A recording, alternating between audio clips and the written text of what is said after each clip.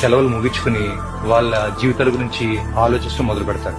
మీ జీవిత భాగస్వామి తమ శాశ్వత జీవితం ఎలా గడపాలని చెప్పి ఇంకా ఆలోచిస్తారు. పండగలు, సినిమాలు, క్రికెట్ మ్యాచ్లు అన్ని ఎప్పటిలాగా వచ్చి వెళ్ళిపోతా ఉంటాయండి. పువ్వులు మళ్ళీ వికసిస్తాయండి. కాలాలు మారుతా ఉంటాయండి. జీవితం మెల్లగా పాతరూపంలోకి వెళ్ళిపోతుందండి.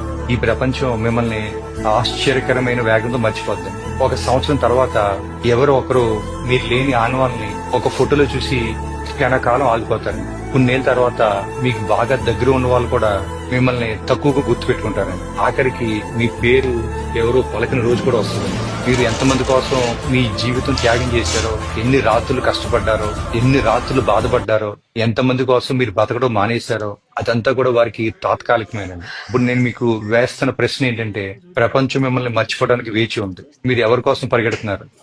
మీరు ఎవరి కోసం ఆందోళన చెందుతున్నారు? మీ జీవితం మీది. దాన్ని ఇతరుల అభిప్రాయాల కోసం